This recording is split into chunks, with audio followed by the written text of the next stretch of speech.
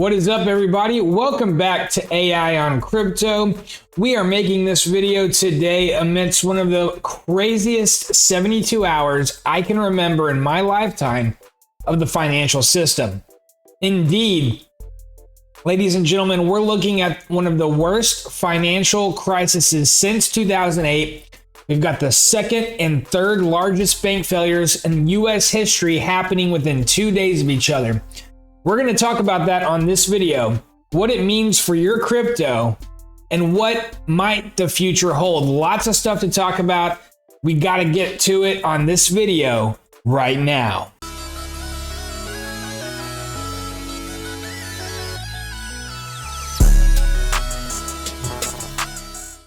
This is AI on Crypto. On this channel, we talk about cryptocurrency prices and trends, altcoin gems, all the things on the blockchain that fill our bags to the max, staying far away from Wreck City. Last week, guys, we learned on Friday that SVB, the nation's 16th largest bank, known as the Tech Startup Bank of California, was insolvent. This was an earth-shattering announcement that actually didn't hit the news waves like it should have. Lots of distraction in the news right now, but believe me, this is a major story. And even more quietly, before the failure of SVB, crypto-friendly bank Silvergate also failed. It had very close ties to FTX, but many other crypto institutions as well.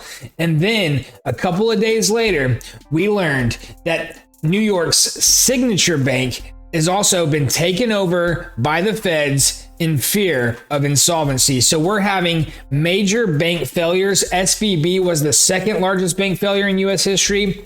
Signature Bank was the third largest bank failure in US history. And this is the biggest crisis since the 2008 financial meltdown. Now, in spite of this absolute chaos in the banking sector, cryptocurrency is doing very well. Bitcoin is back up to the mid 20,000s at 24,355. Ethereum sitting at 1,676. And the other top 10 cryptos are hanging tough. Now, guys, USDC coin right here, USDC. This is the second largest stable coin in all of cryptocurrency. And when SVB's failure was announced, USD coin depegged from $1. It went as low as 88 cents because we learned that Circle, the company behind USDC, had $3.3 billion invested at SVB. And this coin plummeted. You can see it right here on the 7-day chart. And I'll be honest with each and every one of you. The majority of my net worth is right now in USDC. It's a stable coin. It's something that you should be able to hold and rest easy at night that it is going to remain the value of $1. You know, I got out of most of my crypto positions early 2022, and I've been sitting in USDC ever since. Imagine my shock when I look at CoinGecko on Friday and Saturday, seeing it drop all the way to 88 cents right here. I was terrified because I was thinking about TUSD, the Terra Luna stablecoin that depegged, in 2022 and never regained its peg. But I resisted that temptation to sell at 88 cents, and I kept all of my USDC, and it has regained its position at essentially $1 again. So I'm breathing a little bit easier. One of the reasons it was able to recover is because the Biden administration did announce that all depositors at both SVB and Signature are going to get their money back, even beyond the $250,000 FDIC insured money that all depositors are guaranteed from our government banking insurance. Now, guys, a lot of people are saying that this is the government bailing out their rich friends, and some of that may be true, but I honestly think that there is no other choice except for the government to do this, because so many tech companies bank at SVB. They had hundreds of billions of assets and deposits, And there was going to be lots of companies in California that did not have money to pay their employees and their vendors. This would have had a ripple effect throughout the California economy and might have just sunk the state. I mean, absolutely devastated the state, which we all know California is already having a lot of struggles with homelessness and many infrastructure problems, along with huge government spending, high taxes, high cost of living. If all of the businesses banking at SVB suddenly had to close down, California potentially could have absolutely been crushed. This would have had a ripple effect throughout the rest of the nation as well.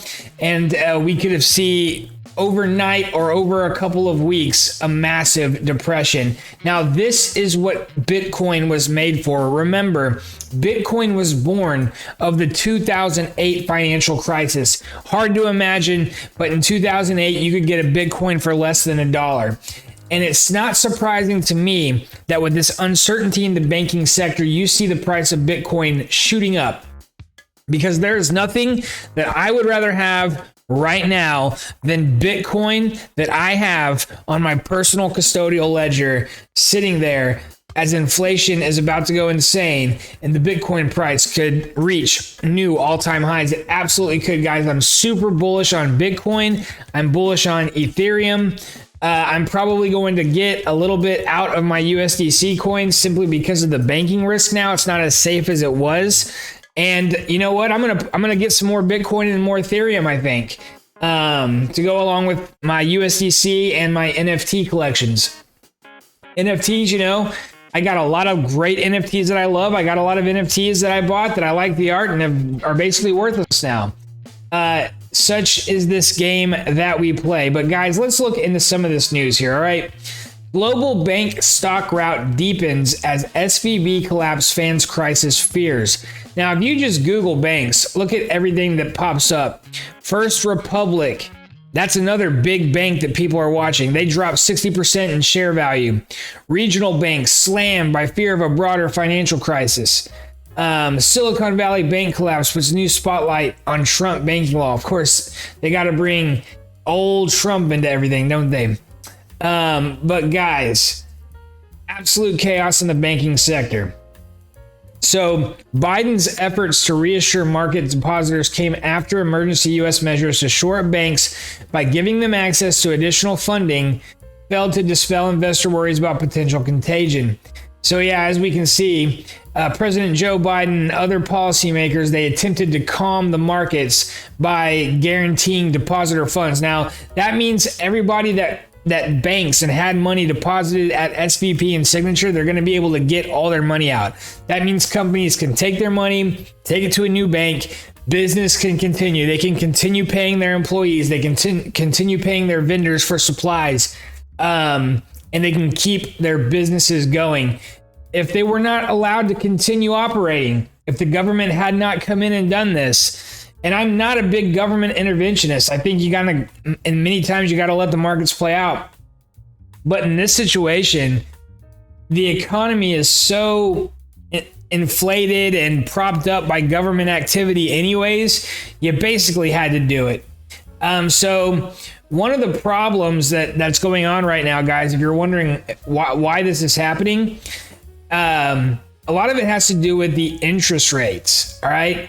So let's take a look here. Bank runs have started and interbank markets have become stressed, says Damian Bowie, chief equity strategist at Sydney-based investment bank Barrenjoey. Arguably, liquidity measures should have stopped these dynamics, but Main Street has been watching news and cues, not the financial plumbing. A furious race to reprice interest rate expectations have also sent waves through markets as investors bet the Federal Reserve will be reluctant to hike next week. So yeah, a lot of this is happening because of the rise in interest rates as the Fed has risen them every month almost for the past year. Now, if you go to ChatGPT, this is a great place to come and ask questions. So you ask, why is rising interest rates bad for banks? When interest rates rise, it can be bad for banks because it impacts their profitability and ability to lend. Here's a few reasons why. When rates go up, it increases the borrowing costs. When interest rates rise, it becomes more expensive for banks to borrow money. This is because banks typically borrow money at short-term rates and lend money at long-term rates. So when short-term rates increase and they have a bunch of long-term low interest rate loans out there, their profits get squeezed. They can even go into the red. This also causes a reduced demand for loans. So because the interest rates are high, there's less people coming to the bank to get new loans, which is how they make money. So they don't have new loans at the high rates to cover those old loans at the low rates of prior years. It also affects the bond prices. So banks hold a lot of fixed income securities. Was particularly the case with SVB. And they held bonds and in their investment portfolios, all right? This is where they keep this stuff. And when interest rates rise, the value of these bonds can decline, which can hurt the bank's bottom line. So this is why, guys, banks are really in trouble right now, because they've been giving out a lot of loans at super low interest rates. And now it's a totally different situation.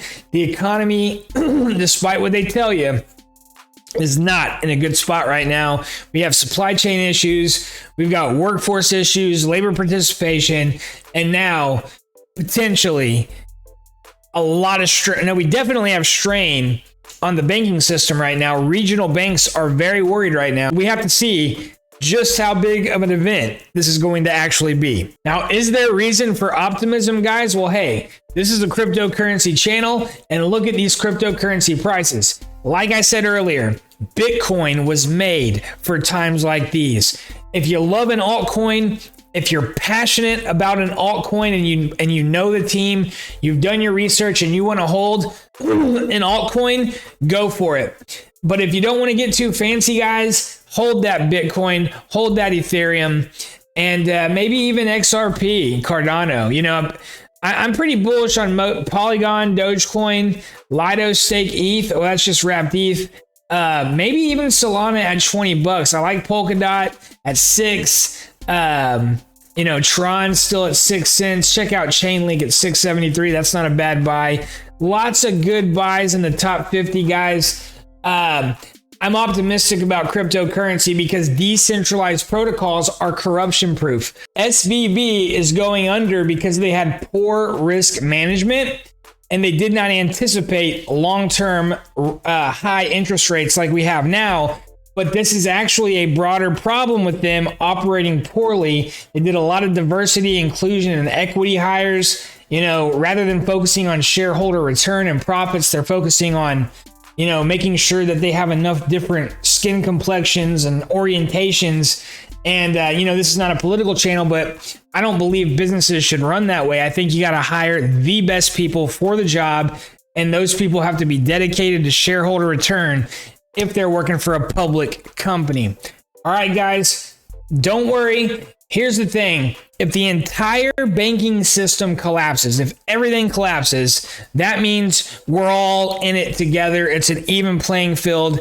And us in the crypto space, we're likely to come out on top because we have good, scarce assets in the digital realm, the realm of the future. All right, guys, there's going to be a lot more videos to come. We're going to talk about a lot of developments in the play to earn gaming sector, Gala Games, Alluvium, Axie Infinity. We're going to be talking about some of my favorite altcoins like the Conflux Network, Cardano, and of course the NFT space as well. If you're not already signed up, please subscribe to the channel. I'd love to have you as a permanent member. If you haven't done it already, make sure you do that as well. Tap that thumbs up. It does help the video spread around so the channel can grow. All right, everybody. Thanks a lot. I hope you enjoyed the content. We'll catch you on the next one.